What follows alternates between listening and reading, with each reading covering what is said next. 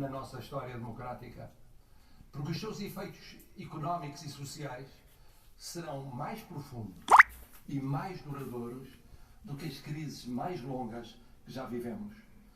Porque agrava brutalmente a pobreza dos mais pobres, as desigualdades dos mais desiguais, as exclusões dos mais excluídos. Porque vai exigir reforçada atenção e punição daqueles que queiram aproveitar-se da crise para atividades criminosas contra os valores da Constituição que votámos faz hoje precisamente 44 anos. Os portugueses perceberam tudo isto e decidiram abraçar a luta comum. Profissionais da saúde continuam a fazer milagres. Forças Armadas de Segurança, Bombeiros e Proteção Civil não descansam. IPSS e Misericórdias e voluntários desmultiplicam-se. Empresas alteram planos para produzir o que mais nos falta. Cientistas trabalham em novos testes, fármacos e vacinas em grupos internacionais. Professores mudam métodos de ensino. Agricultores iniciam sementeiras e plantações de alimentos essenciais para o nosso dia-a-dia. Operários produzem para a exportação possível. Camionistas mantêm fornecimentos quase inviáveis. Hoteleiros alojam desalojados de lares ou médicos e enfermeiros isolados das famílias. Comerciantes de estabelecimentos encerrados apoiam obras sociais. Autarcas, pessoal autárquico, palmilham freguesias e municípios. Todos entendem que o caminho é muito longo e muito exigente. Começa no combate da vida e da saúde, sem o qual o combate da economia e da sociedade não pode ser travado com sucesso. Mas a vida e a saúde exigem que a economia e a sociedade não parem. Dentro do combate da saúde há, desde logo, 4 fases. A primeira fase foi a das últimas semanas, evitando que o crescimento do número de contaminados atingisse níveis excepcionalmente elevados e o recurso generalizado ao internamento de milhares de doentes entre o final de março e o início de abril provocasse a ruptura do sistema, sem tempo para ajustar estruturas, reforçar meios, enfrentar uma subida descontrolada da pandemia. A segunda fase em que entramos será a das próximas semanas, neste mês crucial de abril, tentando manter a desaceleração do surto, consolidando a contenção, tratando a maioria esmagadora dos infectados em casa e gerindo a subida de doentes esclarecidos, de internamento e, sobretudo, de cuidados intensivos. A terceira será vivida nas semanas seguintes, mais cedo ou mais tarde, consoante o sucesso da segunda, invertendo definitivamente a tendência do crescimento de casos, mas ainda enfrentando números exigentes em internamento grave e crítico, e abrindo para a descompressão possível na sociedade portuguesa. A quarta, controlando de forma consistente o surto, mesmo se ainda assistindo à parte final dos custos humanos da pandemia. Uma fase de progressiva estabilização da nossa vida coletiva. Para já, ganhamos a primeira batalha, a da primeira fase. Adiamos o pico.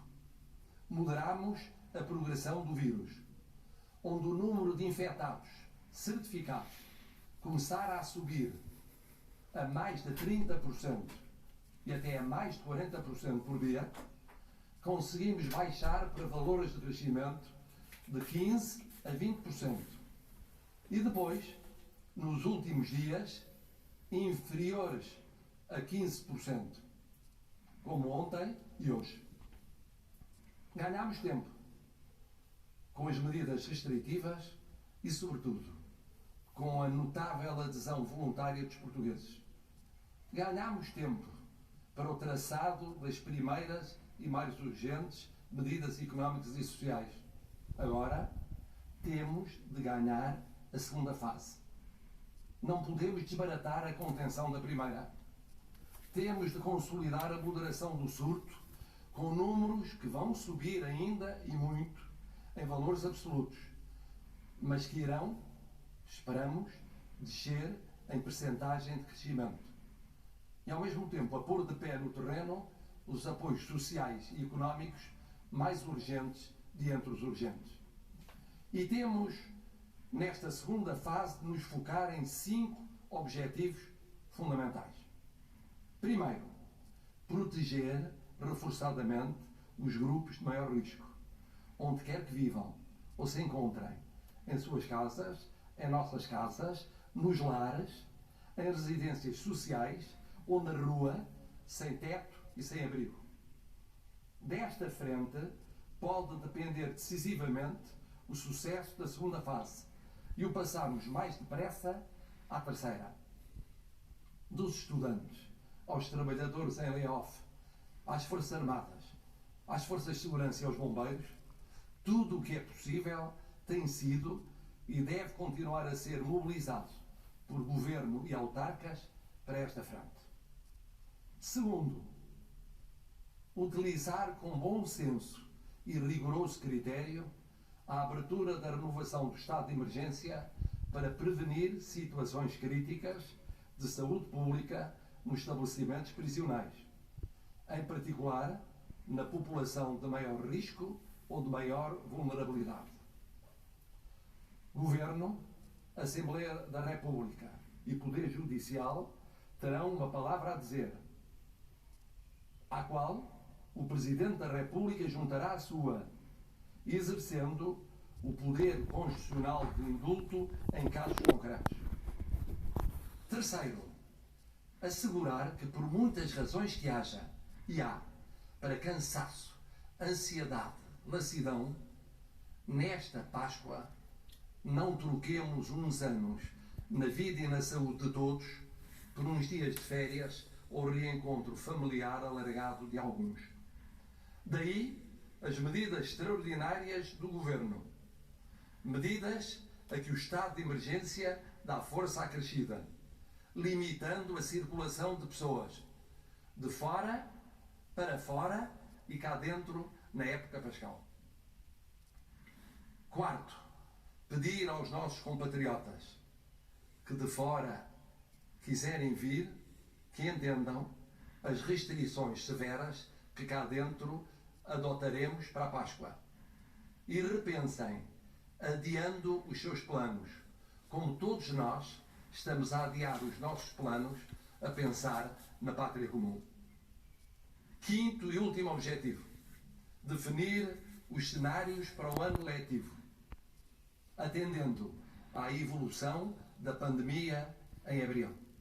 Mais uma das opções do Governo, na sua exigente missão nacional, que o Sr. Primeiro-Ministro comunicará ao país no dia 9.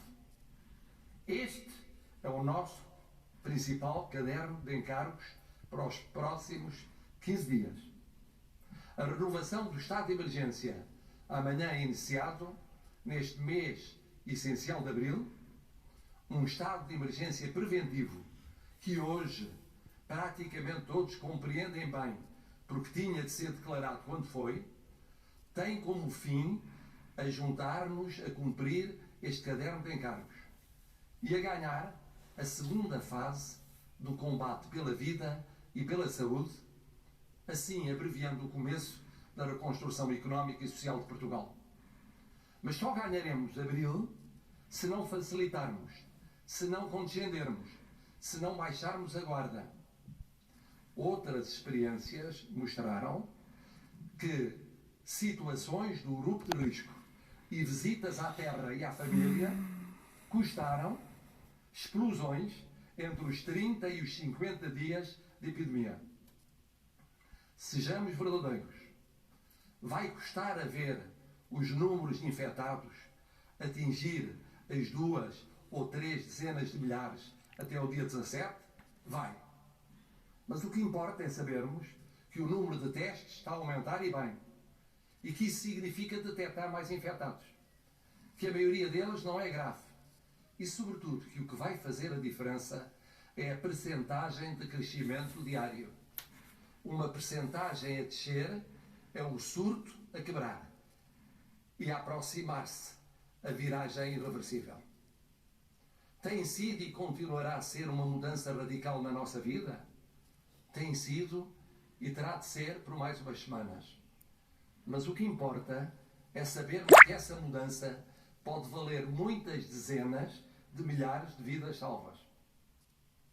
Que seja para os que sofreram ou ainda sofrem com a pandemia e para aqueles que nela morreram, sós e sem despedida, e para as suas famílias, a nossa última evocação solidária. Nós não os esquecemos.